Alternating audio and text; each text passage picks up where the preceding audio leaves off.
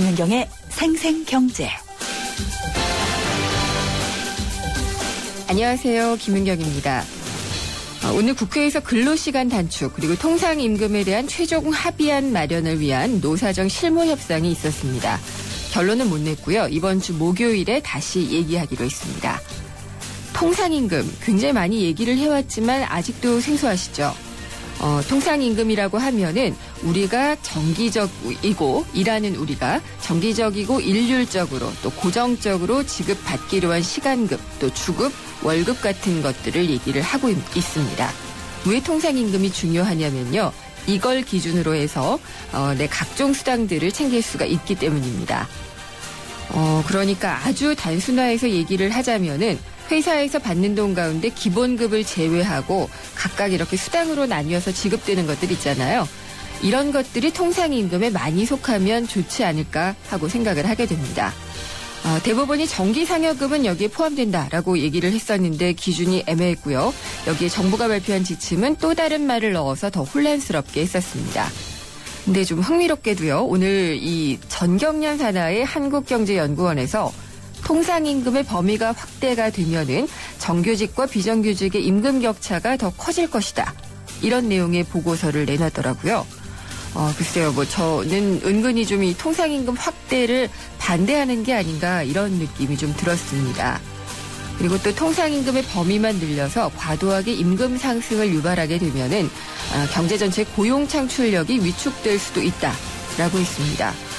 글쎄 좀 부정적인 측면만 부각되는 게 아닌가 싶은데 진통이 있더라도 가야 할 길이라면은 가야 되겠죠. 기업의 목적이 덜 주고 많이 생산해서 이윤을 남기는 것이 아니라면은 함께 갈 수 있는 방법을 같이 찾아야 될 겁니다.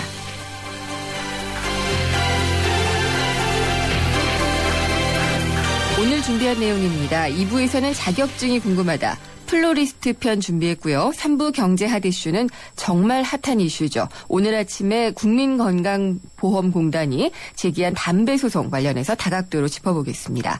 김은경의 생생경제 1부 시작합니다. 한때 보리 하나로 콜라와 싸워 전설이 되신 분이 계셨지. 국내 최초 보리 탄산 음료로 콜라의 아성을 흔들었던 맥콜. 이슬을 맛보리 맥콜.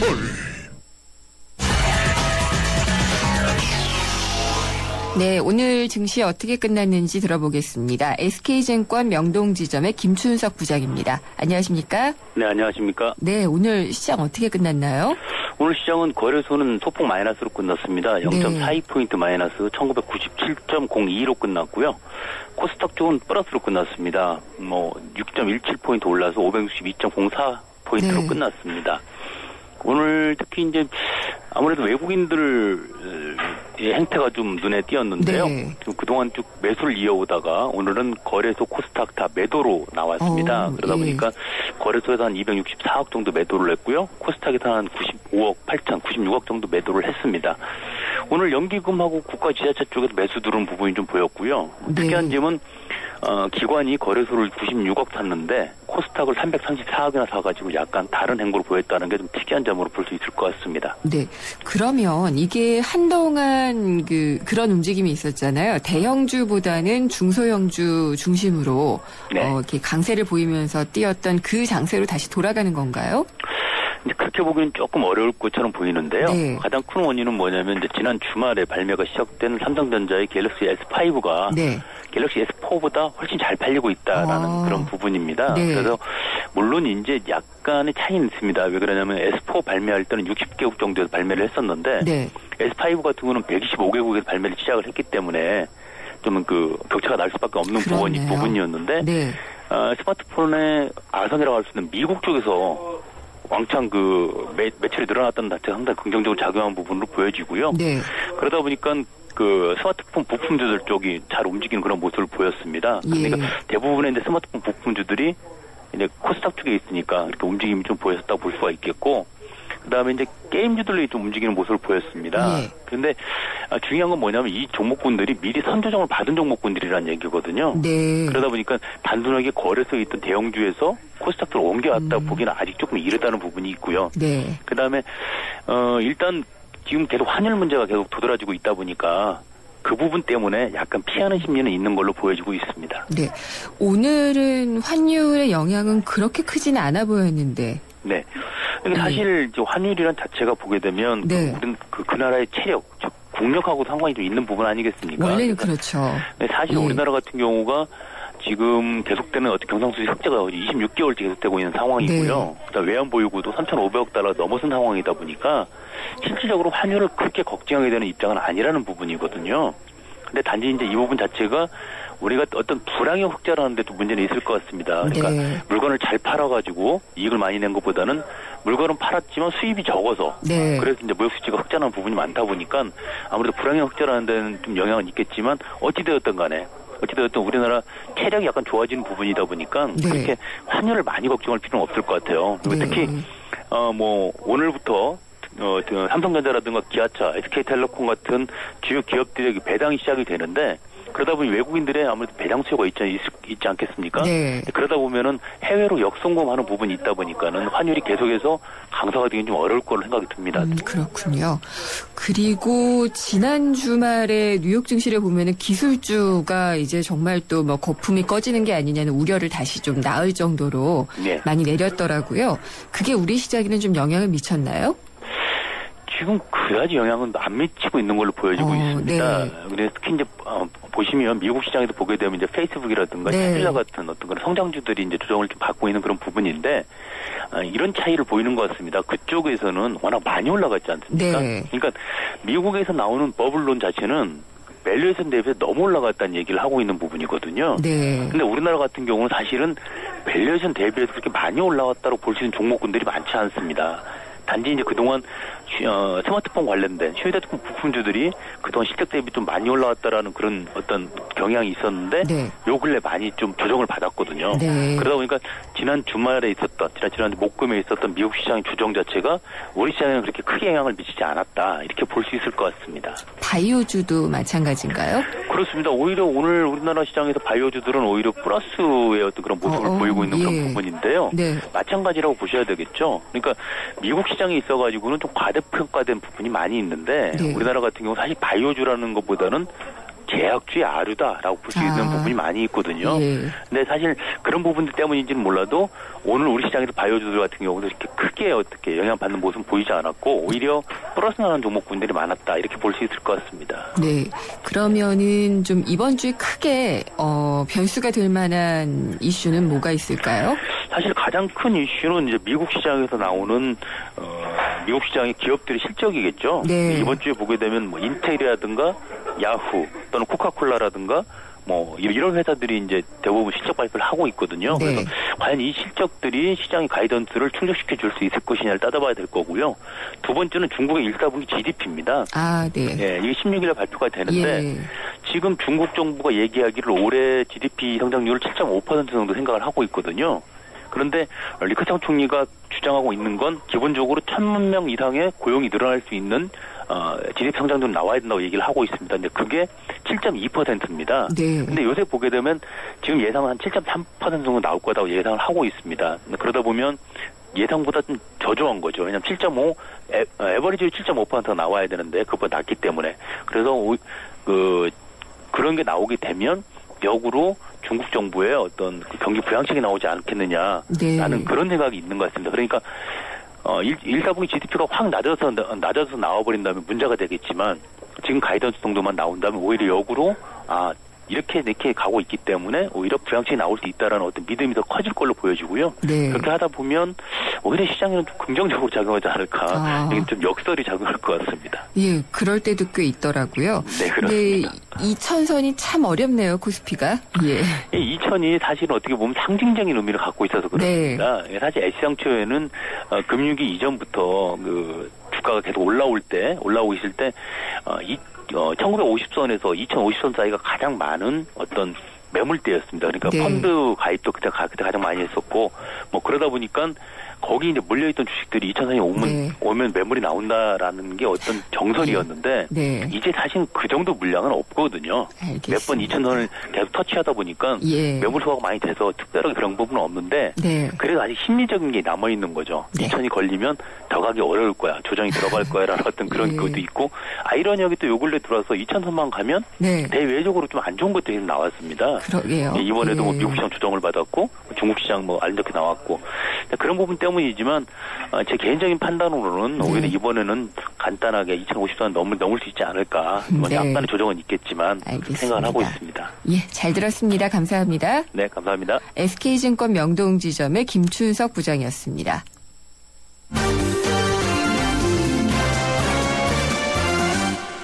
네, 오늘의 경제 뉴스 정리해 보겠습니다. 한국일보의 이성철 산업부장입니다. 안녕하십니까? 안녕하세요. 네. 개인정보가 또 유출됐나요? 네, 그러니까 이미 유출이 된 게 이제 또 뒤늦게 이제 밝혀진 부분들이 있었는데요. 카드사에서 뭐 대규모 유출이 있었고 또 이 외국계 은행들 뭐 SC라든가 SJ은행이라든가 또 이 CT은행 쪽에서 이미 한번 벌어졌지 않습니까? 그랬었죠. 이번에는 이 CT캐피탈하고 IBK 캐피탈 이 제2금융권 업체에서도 한 34,000명 정도의 고객 정보가 빠져나가서 지금 수사기관이 조사를 하고 있다고 합니다. 이거 안 빠져나간 정보가 없겠어요. 그렇습니다. 사실 CT은행하고 기업은행, IBK 기업은행 같은 경우는 지금 여러 가지 정보 유출 문제, 뭐 비리 문제 이런 걸로 몸살을 앓고 있는데 이번에 그 계열, 이 캐피탈 회사에서도 또 빠져나가가지고 아예 그 해당 그룹들이 아주 곤혹스러운 지금 상황이 됐는데, 창원지검이 이제 작년 연말에 한국CT은행하고 SC은행하고 이 고객정보 유출 사건을 수사를 했습니다. 그 두 은행에서 빠져나간 거는 이미 이제 확인이 된 사실이고요. 거기서는 아마 2차 피해까지도 있었던 것으로 알고 있는데요. 이 과정에서 정밀 조사를 하다 보니까 이 계열사에서 또 빠져나갔다 이제 이런 게 이제 드러나게 된 겁니다.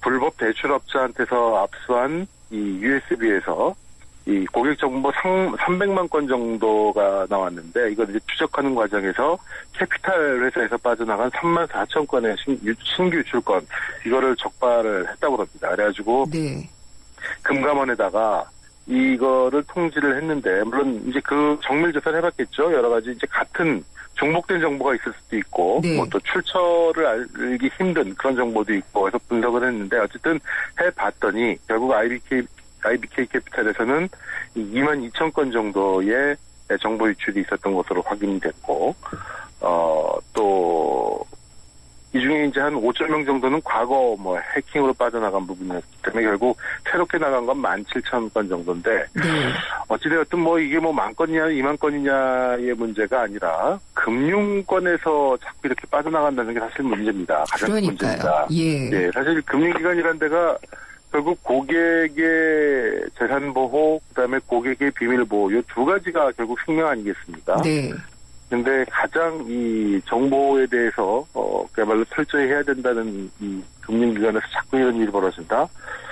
이거는 뭐 보통 일이 아닌 것 같은데. 그래서 모르겠습니다. 이 최재형 금융감독원장이 지금 뭐 이제 은행장 회의를 소집을 해가지고 아주 강한 메시지를 던질 것이다. 지금 이런 지금 뉴스도 전해지고 있는데요. 금융권이 지금 사실 문제입니다. 여러 가지 은행들에서 지금 뭐 내부 비리 문제, 동경지점 특히 뭐 비자금 문제 계속 불거지고 있죠. 정보 유출 있죠. 이 돈을 다루는 곳인 만큼 항상 이 기강과 또 규율과 이런 것들이 가장 필요한 데가 바로 금융권인데 확실히 전면적인 어떻게 보면 총체적인 기강회의랄까요? 그런 상황이 아닌가 싶기도 합니다. 그래서 아마 최수영 금감원장이 내일 은행장들 다 소집하시는 것 같은데 뭐 소집하는 것도 좋고 기강을 다시 잡자라고 얘기하는 것도 좋은데 글쎄요. 이게 뭐 비밀번호 4자리를 6자리로 옮긴다 뭐 이런 내용들 나오는 거는 개인적으로 볼 때 좀 회의적이거든요. 그렇죠. 그게 4자리여서 뚫리고 6자리여서 안 뚫리는 건 아니거든요. 물론 좀 더 복잡하게 하면은 뭐 상대적으로 조금 더 안전해 보일지 모르겠지만 사실 이 문제의 본질은 아닙니다. 그게. 그러니까요. 그래서 이 문제의 본질은 전체적인 고객 정보를 보는 금융기관들의 태도와 이런 문제와 관련된 거기 때문에 네. 그런 어떤 이중 자물쇠를 하나 더 잠근다. 자물쇠를 조금 더 비싼 걸로 단다. 이런 차원에서 접근하는 문제는 아니지 않나 싶습니다. 예. 그래서 또 주기적으로 비밀번호 바꿔라. 이것도 또 개인에게 넘기는 것이기 때문에 좀 내일 모여서 얘기하실 때 조금이라도 또 현실적인 얘기가 나왔으면 하는 바람을 좀 가져보게 되네요. 네. 예. 그리고 우리나라가 게임도 많이 수출을 하지만 K-팝 수출도 엄청나잖아요. 그렇죠. 근데 이 게임 수출액이 네. K-팝 수출액의 한 10배 이상 많다고 합니다. 비교가 안 되는군요. 예. 예. 한국콘텐츠진흥원 통계인데요. 네. 2012년 기준으로 우리나라의 게임 수출액이 26억 4천만 달러. 음악 관련 수출액이 2억 3천만 달러. 그러니까 게임이 음악보다 한 11배 정도 많다는 겁니다. 예. 사실 우리나라 K-팝이 이제 전 세계적으로 붐을 일으키고 있고 또 그러다 보니까 이제 꼭 반드시 음원이나 음반 수출 외에 거기서 파생되는 여러 가지 예를 들어서 K-팝 아이돌 스타들이 입는 옷이 이제 인기를 끈다든가 여러 가지 이제 물론 부수적인 것도 있지만 이 게임이 사실은 콘텐츠예요. 여러 가지 문화 콘텐츠 중에는 수출액으로 보면 단연 으뜸이라고 그럽니다. 네. 2012년도 우리나라 전체의 문화 콘텐츠 수출액이 46억 달러였는데요. 그중에 57%가 게임이라고 그러니까 정말 게임이 우리나라의 우리나라의 문화를 세계로 알리고 또 외화를 벌어들이고 하는데 아주 혁혁한 공을 세우고 있다고 보여지는데. 네. 이제 다만 이제 그런 문제가 있습니다. 이제 게임을 보는 이제 두 가지 시선이 있는데요. 하나의 산업적인 측면에서 본다면은 이렇게 외화벌이 또 우리나라의 이 콘텐츠를 세계에 알리고 달러를 벌어들이고 그걸 통해서 한류 문화를 확산시키고 이런 굉장히 긍정적이고 산업적인 측면에서는 굉장히 순기능이 많죠. 네. 그러다 보니까 여기서 만들어지는 일자리도 엄청나게 많고요. 근데 이걸 이제 그런 산업적인 측면이 아니라 어떤 사회적인 측면에서 본다면 게임은 이 어떤 사회 문제, 특히 청소년들의 게임 중독 문제라든가요. 또 여러 가지 이제 게임이 도박으로 이제 변질되는 부분도 있고 그래서 작년 같은 경우는 사실은 게임을 마약 네. 술 이런 것과 함께 이 중독 물질로까지 이제 규정을 하는 그런 것 때문에 이제 게임 업계가 굉장히 반발을 하고 있는데 그러니까 지난번에 열렸던 그 대통령 주재 그 회의에서도 그 규제 완화 이 끝장 토론에서도 게임 업계에서는 이 정부의 그 셧다운제 있지 않습니까? 네. 심야에 청소년들이 온라인 게임에 접속하지 못하게 하는 규제. 이게 굉장히 나쁜 규제다라고 이제 철폐를 요구했고 반대로 이쪽 정부나 사회 특히 여성가족부 쪽에서는 그럴 수는 없다. 이것이 가지고 오는 또 청소년들의 어떤 사회적인 병폐, 네. 청소년들의 어떤 심리적인 문제 이런 게 굉장히 악영향이 크기 때문에 그럴 수 없다라고 얘기를 했는데 어쨌든 이 가장 우리 사회에서 양면적인 얼굴을 가지고 있는 분야가 이 게임 분야가 아닌가 하는 그런 생각도 좀 하게 됩니다. 그러게요. 이게 상당히 좀 창의성도 발휘할 수 있는 부분이기도 한데 또 네. 이제 게임을 소비만 하는 쪽에서 본다면은 이런 중독의 그렇죠. 문제는 해결하기가 쉽지는 않아서요. 맞습니다. 그렇습니다. 그리고 우리도 이제 연금 재정이 바닥나면 어떡하나 고령화 사회가 되면서 걱정들을 네. 많이 하고 있는데 호주가 이 연금을 받을 수 있는 연령, 그러니까 개시 연령을 좀 높인다는 그런 방안을 검토를 하고 있다고 하네요. 예, 호주가 굉장히 연금이 잘 돼 있는 나라입니다. 예. 특히 이제 우리나라 퇴직연금 같은 경우는 호주 거를 이제 본따가지고 만든 것인데요. 네. 이 연금 개시 연령이 지금까지 67세였는데 이걸 70세로 높이는 방안을 지금 추진을 하고 있다고 합니다. 예. 이 호주 재무장관이 최근 이제 방송 프로그램에 출연해서 그렇게 얘기를 했는데 지금 태어나는 호주의 신생아 3명 중 1명은 기대 수명이 100세가 온다. 네.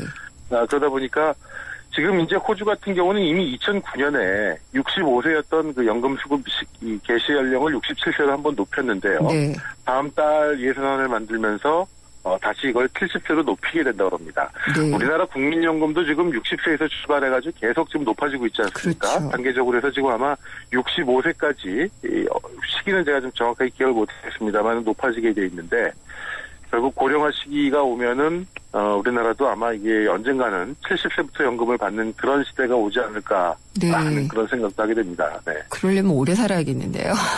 그렇죠. 근데 또 오래 살려다 보면은 이제 경제 활동이 가능한 시기가 언제까지일까 이게 또 걱정이고요. 그렇습니다. 이게 사실 연금이 참 중요한데 어쨌든 네. 점점 더 내고 덜 받는 구조로 바뀌어나가는 게 참 현실적인 상황인 것 같습니다. 네, 특히 혈세가 투입되고 있는 뭐 공무원 연금이나 군인 연금 좀 빨리 개혁해야 되지 않을까 생각을 좀 해보고 그렇죠. 있습니다. 네. 말씀 잘 들었습니다. 감사합니다. 네, 고맙습니다. 예, 한국일보 이성철 산업부장이었습니다. 올해 고객님은 전국 지하철 모든 노선에서 광대역 LTE가 다 됩니다. 올해가 아니면 안 될 수도 있습니다. 국내 최다 10만 광대역 LTE 기지국으로 지하철 모든 노선에서 다 되는 광대역 LTE 올레. KT와 S사 전국 서비스 중. 생생경제 1부 여기까지고요. 잠시 후 2부에서는 다시 듣기 정말 많이 하시는데요. 자격증 시리즈 전해드리겠습니다. 오늘은 아름다운 꽃을 다루는 플로리스트입니다. 잠깐만 기다려주세요. YTN 라디오 상암시대 개막 특집 대국민 인터뷰 공모전. 예, 여러분 안녕하십니까. 손석희입니다. YTN 라디오에서 대국민 인터뷰를 공모하고 있군요. 이와 관련해 1분 토론을 준비했습니다. 자, 먼저 이승엽 선수 나와주셨네요. 안녕하세요. 이승엽입니다. 근데 인터뷰는 기자들만 하는 거 아니에요? 류중일 감독님이라든지 준혁이 형 이런 분들, 이런 사람들 해도 되는 거예요? 네, 좋습니다. 여기 내용을 보니까요. 1위에서 5위까지는 총 상금 500만 원과 선물도 있어요. 그럼 저도 응모해도 됩니까? 나는 저 배칠수 씨를 좀 만나야 돼요. 예, 알겠습니다. 이쯤에서 정리를 좀 해야 되겠는데요. 그러니까 내용을 보면 누구나 인터뷰를 할 수 있고 그것이 선정되면 상금까지도 받을 수 있다. 이렇게 정리하면 되는 거죠. 청취자 여러분들의 많은 참여 기다리고요. 1분 토론은 여기까지 하겠습니다. 안녕히 계십시오. 문의사항은 홈페이지 팝업을 참조하시기 바랍니다. 1, 2, 3, 4 Show me what you got. 살아있는 녀석 깨어있는 방송 유사파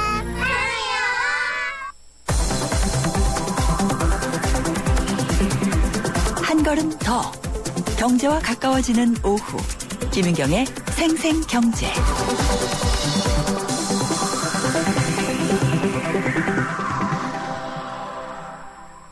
세상의 베이스가 되다 포스코 협찬으로 김윤경의 생생경제 2부 시작하겠습니다.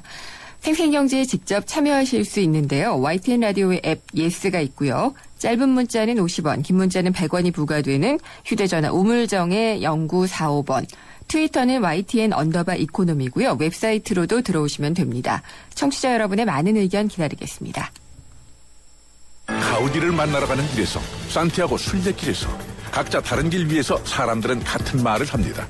인생의 한 번은 스페인에 가보라고 말이죠. 당신의 유럽은 어디였나요? 지금까지 내가 사랑한 유럽 탑10이었습니다. 대한항공 유럽 11개 도시 최다 노선 운항. Excellence in flight. Korean Air. 33%님이 보내주셨네요. 혜월오빠, 카스라이트 모델이잖아요. 카스라이트 한 박스만 보내주세요. 뿌잉뿌잉. 자, 노래 띄워드립니다. 안 돼. 다 내 거야. 칼로리를 33% 내린 맛있는 맥주. 카스라이트. 김윤경의 생생경제. 자격증, 특히 국가 자격증은 저도 관심이 많은데요. 매주 월요일에 많은 분들이 궁금해하는 자격증을 소개를 해드리고 있습니다. 오늘 알아볼 자격증은 좀 발음이 어렵습니다. 화훼 장식기능사인데요. 사단법인 한국플로리스트협회 유현미 부이사장님과 함께 좀 알아보도록 하겠습니다. 안녕하십니까? 네, 안녕하세요. 네. 화훼 장식 기능사, 플로리스트라는 말이 요즘은 더 많이 쓰이고 있는데요. 네. 구체적으로 어떤 일을 하는 사람을 얘기를 하는 걸까요? 네, 플로리스트라고 하는 사람들은요, 화초 재배자, 꽃집 경영자, 꽃 애호가, 화훼가라고 하는 여러 가지 이름으로 쓰이고 있지만 살아있는 식물을 다루는 사람을 의미합니다. 네. 그래서 원예 식물을 아름답게 유지 관리하고 절화 식물을 장식하는 사람들을 총칭해서 하는 말입니다. 이를테면은 화원을 하시는 분들도 플로리스트고, 그렇죠. 예, 아니면 행사장 같은 데서 장식하시는 분도 플로리스트고. 네, 웨딩 꽃을 꽂는 사람들도 네. 플로리스트라고 할 수가 있죠. 어떻게 보면은요, 매일이 기념일 같지 않을까 이런 생각도 좀 들어요. 굉장히 광범위합니다. 네. 플로리스트라고 하는 분야가 네. 네, 식물을 가지고 할 수 있는 작업을 다 하는 사람들을 말할 수 있죠. 네, 꽃을 다루는 직업이다 보니까 아무래도 네. 여성이 많지 않을까 생각이 되는데 네. 전체 자격증 취득자는 몇 명 정도 되고 그중에 여성의 비중은 얼마나 되나요? 전체 화훼장식 기능사 시험을 보시는 분들은 2,000명에서 3,000명 정도 1년에 되고요. 네. 여자분들이 한 80% 정도를 차지하고 있어요. 남자분들이 한 20% 정도를 차지하고 있죠. 그러면 이거는 시험을 치는 비중인데요. 그렇죠. 전체적으로 그 취득하는 비율도 비슷하죠? 네, 비슷합니다. 네. 그리고 요즘은 점점 남자분들이 많아지는 이유는요. 플로리스트라고 하면은 이렇게 보기에는 굉장히 화려하고 아름답고 굉장히 우아한 직업일 것 같은데 네. 굉장히 하는 일이 고된 일입니다. 그래서 막노동이라고 저희는 표현을 하고 있지만 예. 그래서 남자분들이 요즘 많이 취업 단설에 많이 동참하고 있는 편입니다. 저도 막연히 얘기를 들은 적은 있었는데 네. 막노동이라고까지 얘기를 하시니까 어떤 점들이 네. 좀 고되고 힘든가요? 네, 저희가 하는 일이 거의 서서 아니면은 꽃 작업을 하는 사람들이 서서 하는 일이 거의 다 서서 하는 일이고요. 네. 사다리 타고 올라가서 공간 장식을 할 경우에는 사다리까지 타고 올라가고 용접도 해야 되고 아이고. 굉장히 보기에보다는 굉장히 저희가 백조라고 합니다. 백조가 우아함을 보이기 위해서 물속에서는 다리를 계속 저어야지만 우아함을 돋보이기 때문에 저희도 백조라고 총칭합니다. 그렇군요. 건강하셔야겠어요. 네, 근데 식물을 다루는 일이어서 그런지 엔돌핀을 저희가 받아서 굉장히 건강합니다. 그리고 굉장히 예쁩니다. 예. 또 취미와 뭐 어떤 취향이나 이런 것과 직업이 일치할 수도 있는 부분이 있는 것 같고요. 그렇죠. 예. 그렇죠. 저도 취미로 꽃을 배우다가 이게 직업으로 안착이 됐거든요. 그래서 식물을 좋아하시는 분들은 누구나 하실 수 있는 직업입니다. 그러면 응시할 수 있는 자격의 제한도 좀 적은 편인가요? 아니요. 응시할 수 있는 제한은 없습니다. 나이 제한 같은 건 전혀 없고요? 네, 나이 제한도 없고요. 혹시 그러면 전공이나 뭐 이런 것들의 제한도 없어요? 네, 전공 제한도 없어요. 자기가 식물을 좋아하시는 분들은 누구나 하실 수 있고요. 건축이나 미술 쪽을 전공하신 분들이나 원예 쪽 전공하신 분들은 굉장히 도움이 많이 되죠. 그러면 혹시 이것도 필기하고 실기 과목을 거쳐야 되죠? 네네. 필기에서는 어떤 과목들을 보게 되나요?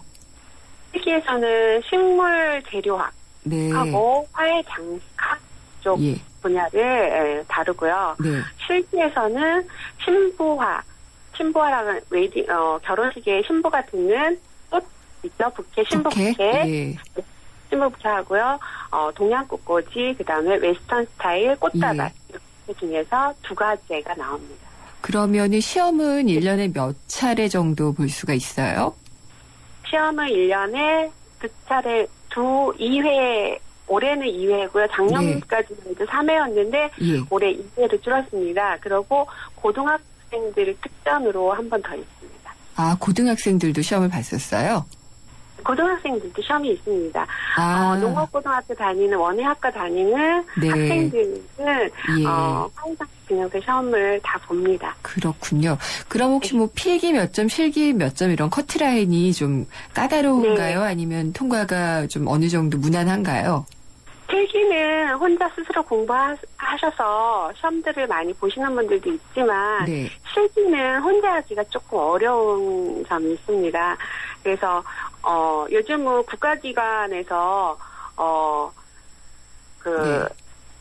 가르치는 과정이 많거든요. 그래서 그 과정을 이수하고 제자재라고 하는 국비지원 교육기관이 지역별로 다 있어요. 그래서 그런 데 가서 배우셔가지고 시험을 보시면 훨씬 수월하게 보실 수 있죠. 그러면은 그렇게 배워서 꽃꽂이 같은 것들이죠. 그런 그 장식을 배우는 기간은 얼마나 잡으면 될까요? 국비지원 교육기간은 3개월이고요. 3개월이요? 예. 네, 3개월인데 일주일에 3번을 다닙니다. 그래서 네. 굉장히 타이트하게 공부를 해야지만 되고요. 아니면 일반 학원에서 공부하실 경우에는 한 1년에서 6개월 정도 꾸준히 배우시면은 네. 쉽게 취득을 하실 수 있습니다. 그렇군요. 그러면 이 화훼 장식 기능사 자격증을 따게 되면은 일반적으로 네. 어떤 분야에 나간다 이렇게 볼 수 있을까요? 창업을 하시는 분들도 많으시고요. 네. 그다음에 웨딩샵, 네. 아니면 꽃집, 그다음에 파티 플래너 쪽으로도 많이 진출을 하고 있습니다. 그리고 웨딩샵에서 네. 꽃꽂이 하시는 분들이 많이 있습니다. 예. 그러면 혹시 이 직업을 택하는데 이제 전업주부들 경력이 단절된 분들이 좀 많이 있잖아요. 예, 이런 분들이 도전해서 하기에도 시간 조절이나 이런 게 좀 쉬운 편인가요? 어떤가요? 네, 가능하죠. 왜냐하면 꽃집도 타임별로 모집해서 하시는 것도 있고요. 네. 그다음에 웨딩샵 경우에는 금요일 날 꽃을 많이 꽂기 때문에요. 네. 금요일 시간을 정해서 하시면 되고요. 본인이 이제 꽃을 배우셔서 네. 아이들 유치원생들이나 초등학교 방과후 수업도 이런 프로그램이 있기 때문에 방과후 수업에도 있군요. 네. 네네. 어니 프로그램이라고 하는 꽃꽂이 강좌가 있어가지고요. 아이들한테 정서적인 안정감을 네. 주기 위해서 식물을 많이 다루고 있습니다. 혹시 취업률은 높은 편인가요? 취업률은 누가 취업을 시켜주는 게 아니라 본인 네. 스스로가 예. 알아서 하셔야 되는 부분이어가지고요. 네. 그렇군요. 그런 것은 본인이 알아서 하셔야 됩니다. 저는 얼마 전에 3월에 이제 꽃 살 일들이 많이 있잖아요. 그래서 꽃다발을 네네. 만들려고 동네에 꽃집을 찾았더니 다 네. 없어졌더라고요. 한 곳 네. 남아있는데 그분은 20년째 하는 분이라 하지 네. 경기를 네. 많이 타기 때문에 정말 이거 오래 하기 쉽지 않다. 이렇게 말씀을 하시더라고요. 그렇죠. 이 식물이 꽃이라고 하는 것은 저희가 먹고 사는 거하고 조금 관련이 없잖아요. 그 정서적인 안정감을 찾기 위해서 네. 하는 일이어가지고 경기를 조금 타는 편이에요. 네. 그렇지만 꽃은 우리랑 뗄 수 없는 관계를 갖고 있잖아요. 어떤 행사장이나 그리고 식물도 우리가 안 보면은 봄 되면은 식물을 사고 싶은 욕구가 생기잖아요. 네. 그래서 꾸준한 소비층이 있습니다. 그래서 네. 막 이렇게 왕성하게 막 돈을 많이 버는 게 아니고요. 자기가 본인이 스스로 좋아서 하시는 일이라면 네. 평생 직업으로는 손색이 없는 직업일 거라 생각합니다. 잘 안 될 때는 그럼 좀 인내심을 가지고 더 잘 팔릴 때를 기다리고 뭐 이런 네. 그런 경제적인 인내심도 좀 필요하지 않을까 싶네요. 네, 그런 것도 약간은 있죠. 네, 오늘 말씀 잘 들었습니다. 감사합니다. 네. 유현미 사단법인 한국플로리스트협회 부이사장이었습니다. 생생경제를 다양하게 만나는 방법. YTN 라디오 앱 예스와 웹사이트 김윤경의 생생경제 또는 트위터 YTN_이코노미로 실시간 듣기와 다시 듣기를 하실 수 있고 방송 내용에 대한 문의와 의견을 주실 수 있습니다.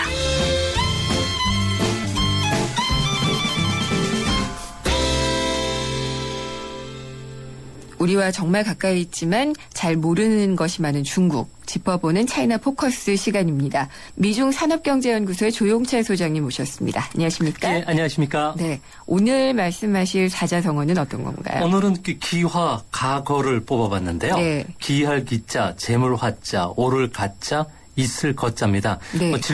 진기한 물건은 사둘 만한 가치가 있다는 뜻인데요. 훗날 큰 희귀로 들어올 물건이라든지 사람한테 투자를 해놓는 게 바람직하다는 이야기입니다. 네. 지난주 화요일 날이었죠. 홍콩 소도미 경매장에서 명나라 시대 때 만들어진 아주 작은 술잔이 무려 3,600만 달러에 낙찰이 됐는데요. 예. 중국 도자기 경매사상 최고치를 기록했다고 합니다. 명나라 시대 때 만들어진 이 도자기 이야기는 흰 바탕에 수탉과 암탉, 뿅아리가 그려져 있는데요. 네. 이른바 그 닭 술잔으로 불립니다. 네. 이전까지 중국 도자기 중에서 가장 그 비싸게 팔린 것은 2010년도에 청나라 시대 때 호리병인데요. 네. 낙찰가가 3,200만 달러였으니까 이를 그 껑충 뛰어넘었습니다. 중국 같은 경우에는 지난 그 반세기 동안 그 수천 년 역사 중에서 골동품이 가장 싸게 거래된 시기였는데요. 네. 이제 최근 들어와서 그 중국 안에서도 고급 문화인 고미술품에 대한 수요들이 커지고 있습니다.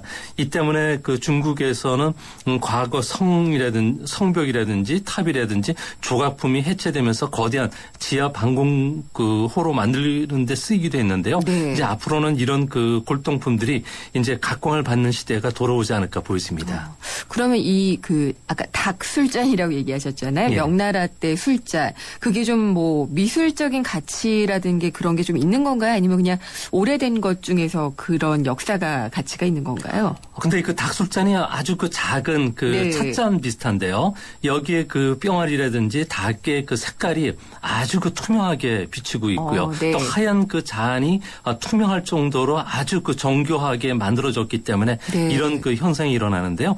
중국 내에서도 새로운 그 중화민족 부흥을 슬로건을 내세우면서 중국의 전통 문화를 네. 복원시키는 작업들을 하고 있습니다. 예. 이 때문에 고미술품에 대한 관심이 지금 고조가 되면서 중국 안에서도 이제 투기 바람이 이쪽으로 불고 있다 그럽니다. 투자가 아니라 투기군요, 이제. 예. 예. 그러면은 어떤 이유에서도 아까 방금 말씀하신 이런 이유도 있고요. 그 밖에 또 다른 이유도 있지 않을까 싶은데요.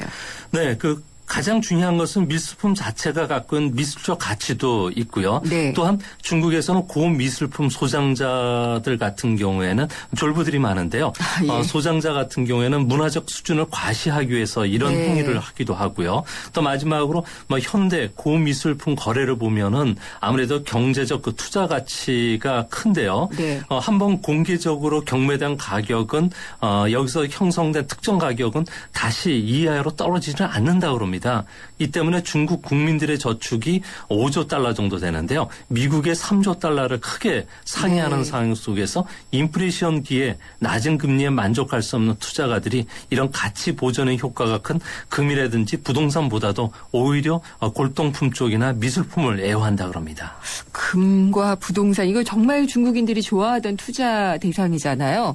그것보다 고미술품 쪽으로 좀 옮겨가고 있다 이런 그런 트렌드인데 소장님도 혹시 몇 점 갖고 계세요? 네, 저도 그 한 20년 전서부터 중국 일을 하면서 네. 중국 공무원들이라든지 예. 그리고 그 현장에 가서 기업인들한테 다양한 차나 닭이 세트 특산품들을 좀 갖고 있는데요. 네. 지나놓고 보니까 이 중에 어느 특정 부분은 가격이 100배까지 뛴 게 있었습니다. 예. 중국을 여행하면서 그 중국의 그 공방에서 만들어진 네. 닭이 세트뿐만 아니라 또 그 아주 예쁘게 깎아놓은 조각상 같은 경우에는 20년 전에 한 20만 원 조금 넘게 샀는데요. 현재는 1,000만 원이 넘는 가치가 되어 있는 것도 발견했고요. 그래서 예. 이런 것들을 기회가 날 때 하나 둘씩 사 모으면은 본인 때뿐만 아니라 후대에 그 상당한 경제적 이익을 주지 않나 이렇게 보여집니다. 그러니까 지금 만들어지는 걸 사도 괜찮을까요? 네, 지금 현재 만들어지는 그 골동품 같은 네. 경우에도 아무래도 인건비들이 계속 올라가고요. 또한 그 재료 그 가치들이 올라가고 있기 때문에 중국 같은 경우에는 네. 옥이라든지 그리고 그 나무로 만든 이런 예술품 같은 경우에도 천문학적 가치를 띠는 작품이 많다 그럽니다. 그렇군요. 또 중국 부자들이 부동산뿐만이 아니라 이 골동품도 그렇고 미술품 또 포도주에도 투자를 많이 하는데 아예 프랑스 포도밭을 산다 뭐 이런 얘기도 제가 들었던 것 같아요. 네, 지금 프랑스에는 그 중요한 그 포도주 밭이 있는데요. 네. 그 밭이 한 300개 정도 된다 그럽니다. 이 중에 한 70개 정도가 중국인한테 지금 넘어가 있는 상황이고요. 예. 또 중국 안에서는 부자들 같은 경우에는 프랑스의 그 와이너리뿐만 아니라 영국의 그 귀족 스포츠인 말에 대한 투자도 급증을 하고 있고요. 네. 또 성도 투자를 하고 있기 때문에 중국 차이나머니의 파워가 앞으로 그렇군요. 계속 세지지 않을까 보여집니다. 그러면 이 미국의 부자들 그러면은 뭐 이제는 투자하는 것보다 이게 굉장히 부가 많이 늘어나서 기부하는 쪽으로 많이 얘기들이 되는데 중국 부자들은 기부에 좀 인색한 거 아닌가요? 네, 중국 부자들 같은 경우는 기부에 상당히 인색하다 그러는데요. 네. 중국 부자 100명이 작년에 기부한 금액은 8억 9천만 달러 정도로 오히려 지금 2년째 계속 감소하고 있다고 합니다. 예. 지난 2010년도에 그 워렌 버핏과 그 빌 게이츠가 네. 중국 부자 50명을 모아서 만찬 그 자선 만찬을 개최했는데요. 초대한 부자자 중에서 3분의 1만 참석하지 않았다 그럽니다. 왜요? 아무래도 이거는 기부 요청을 받는 게 싫었기 때문에 그러는데요. 네. 중국의 친구들은 제가 중국에서 그 노숙자라든지 국어라는 어린이들한테 돈을 주는 것을 보면 아주 정색을 하는데요. 주변에 있는 노숙자들이 이런 행위를 보고서 너에게 해코지를 할 수가 있기 때문이라고 그럽니다. 중국 언어에서도 자기와 관계없는 일에 무관심하는 습성이 그대로 나타나는데요. 네. 남의 일에 신경을 쓰지 말라는 그 부관 센스라든지 뿌리타, 그다음에 매입관시 같은 경우가 이런 경우가 해당이 됩니다. 네. 일찍이 공자님도 논에서 말하기를 그 자리에 있지 않으면 그 자리 일에 신경 쓰지 말라고 할 정도로 네. 중국에서는 자기가 맞지 않은 일에서는 공연히 간섭하거나 네. 여기에 대해서 훈계하지 말라고 했기 때문에 네. 이런 그 무관심이 중국인들로 하여금 경제 규모는 세계 2위지만 아직까지 강국이라는 이야기를 듣지 못하는 가장 근본적인 원인이 되는 거 아닌가 하는 생각이 됩니다. 그러게요. 이거 가치 평가를 좀 부자들이면은 좀 나누어야지 되는 거 아닌가라는 생각이 드는데 완전히 다르군요. 공자님의 가르침도 그렇고요. 네. 그리고 지금 이 중국의 3월 경제 지표가 속속 발표가 되고 있는데 수출은 2개월 연속 줄었더라고요. 네, 그렇습니다. 수출은 전년 동월 대비해서 마이너스 6.6% 나왔고요. 수입도 마이너스 11% 나왔습니다. 아무래도 수출 부진의 그 표면적인 이유는 작년 3월에 전체 수출의 15%가 허위 수출로 밝혀졌는데요. 네. 여기에 따른 역기조 효과가 나타난 것으로 보여지고요. 또 앞으로도 중국의 수출은 이전처럼 빠르게 회복되지는 못할 것으로 보여지는데요. 아무래도 그 달러 가치가 상대적으로 그 위엔화에 비해서 좀 약하고요. 네. 또한 그 노동 생산 인구가 계속 감소하면서 현재 인건비 상승 속도가 빠르다 그럽니다. 이 때문에 중국 기업들조차도 베트남이라든지 파키스탄과 같은 북위 23도 국가로 이전하고 있기 때문에 네. 앞으로 두 자릿수의 그 수출 증가를 기대하기는 어려울 듯 보입니다. 중국 성장률, 그러니까 GDP에서 수출 비중이 높은 편이지 않나요? 네, 수출 같은 경우는 중국의 그 주요 최종 소비 산업이다 네. 보니까요. 수요 산업이다 보니까 아무래도 중국의 그 모든 일자리 창출에 상당히 중요한 역할을 하는데요. 네. 하지만 최근 들어와서 수출 증가 이렇게 감소하면서 수출이 GDP 성장에 대한 기여도는 오히려 마이너스가 나올 정도라고 합니다. 그렇군요. 그러면 이번 주에 중국 1분기 GDP가 발표가 되잖아요. 그 성장률에도 이런 게 좀 반영되지 않을까 싶네요. 네, 아무래도 1분기 GDP 성장률은 작년 같은 기간에 비해서 7.3%로 예상이 되는데요. 네. 4분기가 7.7%였기 때문에 5년 만에 최저치를 기록할 것으로 보여집니다. 또 수요별로 보면은 3월 소매 판매라든지 산업 생산, 고정자산 투자 같은 경우는 1, 2월 달이 워낙 안 좋았기 때문에 0.1에서 0.2%포인트 좀 증가할 것으로 예상이 되지만 전반적으로 중국의 수출 부진이라든지 내수 경기 침체가 계속되고 있기 때문에 네. 중국과 관련된 그 성장률 지표는 조금 부진하지 않을까 보여집니다. 그러면 혹시 그게 또 다른 성장을 돋구는 부양책을 불러올 것이다. 이런 기대를 낳을까요? 네, 지금 현재 그 리커창 총리 같은 경우에는 이번에 그 보아오 아시아 포럼에서 인위적인 경기 부양책은 쓰지는 않겠다고 했는데요. 네. 아무래도 중장기적으로 건전한 발전에 보다 그 초점을 맞추는 정책을 쓸 예정으로 있기 때문에 규제 완화라든지 소비 자극책을 쓸 뿐이지 앞으로 그 대규모 2008년 11월과 같은 4조 유엔의 대규모 SOC 사업과 같은 재정 정책은 쓰지 않을 것으로 보여집니다. 네, 그렇군요.